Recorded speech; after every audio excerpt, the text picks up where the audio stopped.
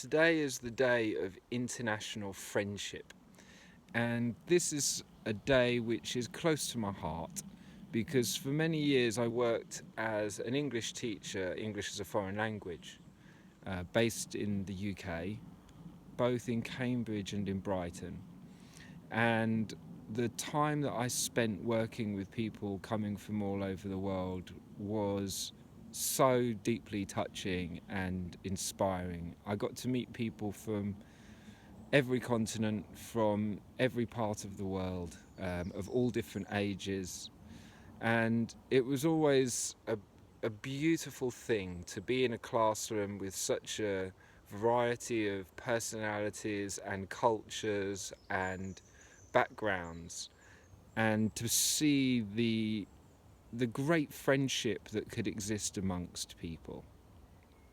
Very often I could find, for example, Palestinians and Jews, or other cultures that may have traditionally been pitted against each other, Turks and Kurds, for example, and yet in this country, united by a passion for learning a language and far away from home and their normal familial and cultural associations, these people were able to enjoy each other's company and have a great time, seeing each other as the human beings that they were interacting with and not representatives of a culture that they were supposed to hate.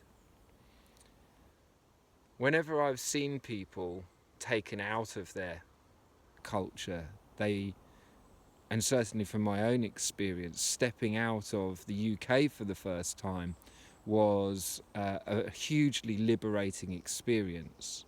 It's funny, the first time that I went travelling, I felt deeply embarrassed to go abroad as an English person, because I had somewhat bought into the idea of us just being this tyrannical colonialist nation that had just completely subjugated the world in the building of its empire.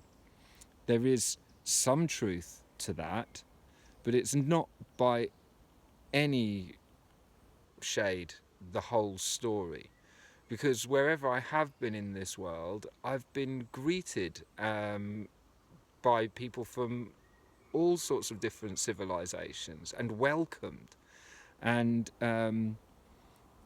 had a great deal of respect accorded to me just for the fact of being English. People around the world have really enjoyed our sense of humour and, dare I say, our soulfulness. Now, that's not true for every English individual that has walked this earth, and undoubtedly some have caused great catastrophes and left huge problems in their wake. But I've come to thinking that part of the reason that the British managed to have the welcome that they did have and get so far wasn't just the threat of their weapons and the power of their trade. There was also a welcome that was accorded through humour and this self-denigrating sense of humour, an ability to see things as they are without getting too lost in one's own imaginings, and a certain welcome for the engineering skills and the inventions and the inspiration that that kind of technology afforded to the communities that they were meeting. So it's difficult to tell, really, the story of history, and it's not my object for this particular film. I was trying to highlight the fact that when one steps out of one's culture, one experiences a sense of liberation from the normal practices, the normal ways that seem so established and ingrained and unquestionable.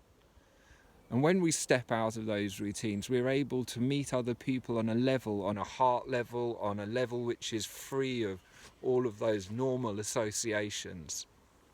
I wish that everyone were able to have such an experience, to step outside of their normal culture, to step outside of home, to greet other people in neutral territory so that they could have that experience and then take it back home.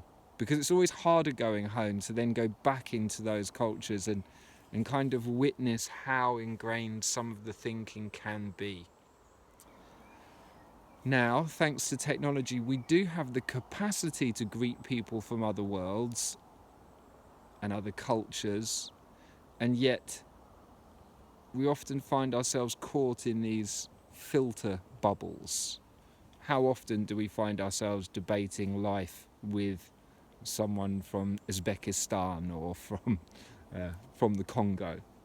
Those kind of direct interactions aren't yet happening in the way that they could, that may help to engender peace across the borders, the political borders, these very arbitrary lines that divide us. There are lines that divide us, our language, and I've always felt very grateful for being an English person and not having even had to learn this language, which serves as a lingua franca, serves as a bridge between cultures. That was another thing that I loved about that job as an English teacher, was being able to serve in that way, to be able to enable conversation to carry on between people who otherwise wouldn't be able to speak to each other. Language is an incredible thing. It shapes our world and it shapes our ability to be able to engender friendship with other people. The language we use and the thoughts that we think can really shape our ability to connect with other humans. Given that we are perhaps embroiled in or on the brink of World War III, and that there is so much division in this world, so much atomization, the thought of dedicating a moment to international friendship, to a time that may yet come when the people of the world are able to connect with each other as one without adhering to these ideas of difference and political borders, and in fact a political system that seems to be defunct.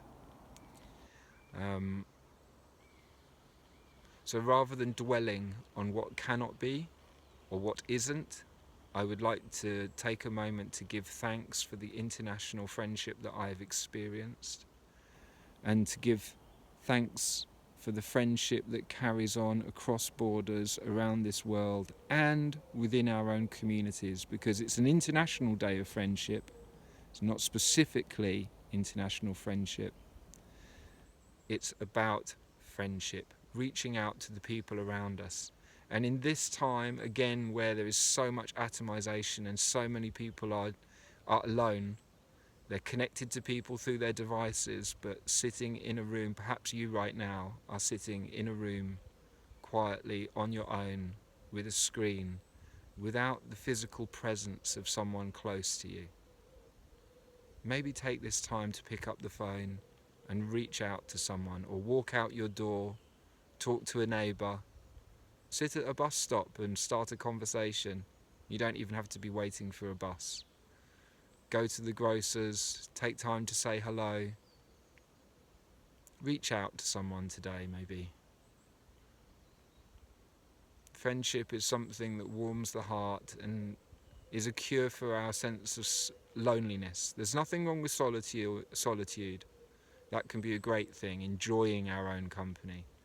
But friendship is something that creates a warmth. It's like an ember which can warm the spirit and make life so much more bearable.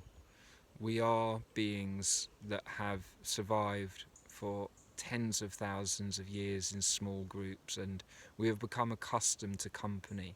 When we hug someone, we share all our microbacteria that actually serves our immune systems. We share electrical energy. We synchronize our heartbeats. Our brains come in tune when we actually hold someone close to us.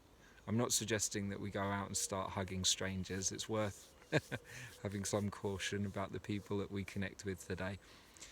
But I'm just trying to make the point that friendship and human connection is such a fundamental part of our life here on this planet that please take a moment to bridge a divide and kindle that spirit of human friendship. I'd like to just take a moment of silence just to think of friendship, what it means to me, and I invite you to do the same.